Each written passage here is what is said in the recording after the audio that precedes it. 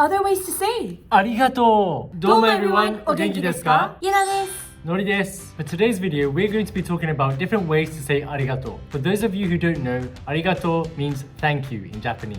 Let's 始めましょう。The most basic form of thank you in Japanese is ありがとう. And this is the simplest way to express gratitude in Japanese. But there are other ways to say ありがとう to express your gratitude in different situations and towards different people. Please stay tuned until the end to see if there are any new expressions you can add to your list. Okay, let's start with some formal ways to say ありがとう. Cool. This will definitely come in handy if you're thinking about working in Japan. The most formal way is to add ございます to the end of the word ありがとう. So it becomes ありがとうございます. ありがとうございます. And this is the present tense. This is an easy one. Then what's the past tense of it? For instance, when I want to thank someone for something that has already happened. In that case, the ending will change, so ございます will change to its past form, which is ございました. ございました. And the total sentence will become ありがとうございました. ありがとうございました. This is usually all you need, but if you want to take it to the next level, then you can use phrases like 感謝いたします.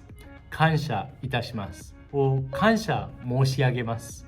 感謝申し上げます. And these phrases are used in business or other formal situations or when you're talking to someone older than you. This is probably one of the most formal ways to say thank you in Japanese. That sounds fancy.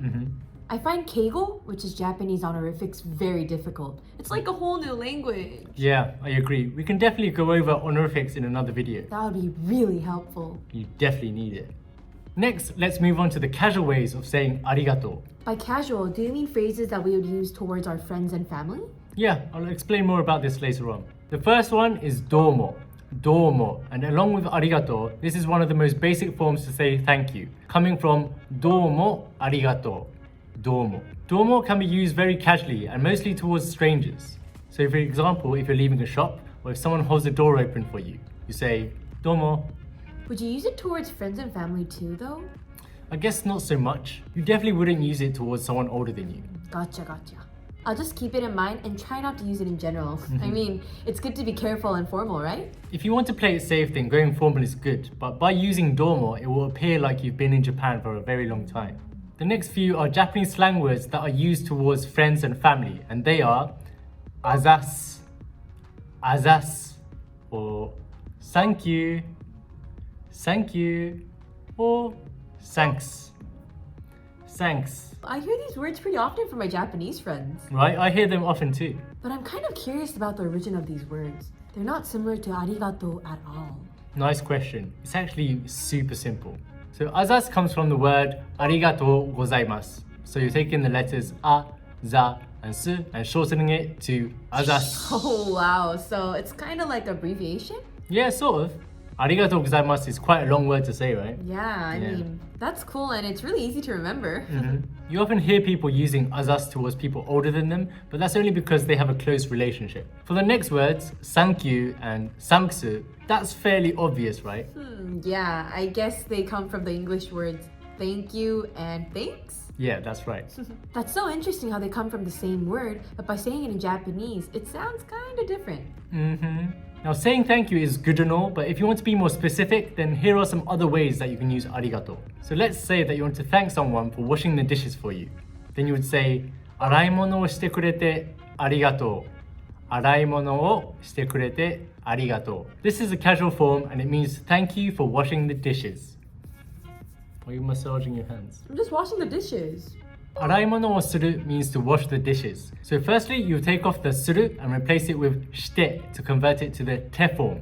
And by adding くれてありがとう, it becomes 洗い物をしてくれてありがとう. 洗い物をしてくれてありがとう. So this can be used for most verbs, so you convert the verb to the てform and then add くれてありがとう. I think verb in te form plus kurete arigato is a very useful phrase to have up your sleeve. Right, and do you want to give us an example? Sure, let's do it with kuru. Okay. By changing the verb kuru into te form, it becomes kite. Kite. And then you add kurete arigato, it becomes kite kurete arigato. Kite kurete arigato, which means thanks for coming.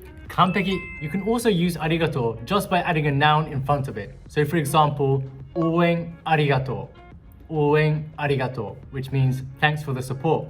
Or 返事返信ありがとう。返事 or 返信ありがとう, which means thanks for the reply. For henji or henshin, are you referring to a message or email replies? Yep. And of course, you can use this in everyday messages with your friends and family, but if you want to use it in a business situation, then you need to convert it into a formal sentence. And to do so, we add go in front of the noun, and then we also add gozaimasu after the arigato, as we mentioned previously. So this will become gohenji or gohenshin arigatou gozaimasu. Gohenji, gohenshin arigatou gozaimasu. Got that noted. Earlier on in the video, we talked about a sentence structure where we use the verb in the te form and adding kurete arigato at the end to mean thank you for doing something. And what we want you to do is to complete the sentence using a verb of your choice in the te form and leave it in the comments below. If you liked our video, don't forget to press that like button and subscribe to our channel. This is it for today, and we'll see you in the next video. Ja, mata ne! And along with arigato, could you stop massaging your hands? Just washing the dishes. Elevator. Dun, dun, dun.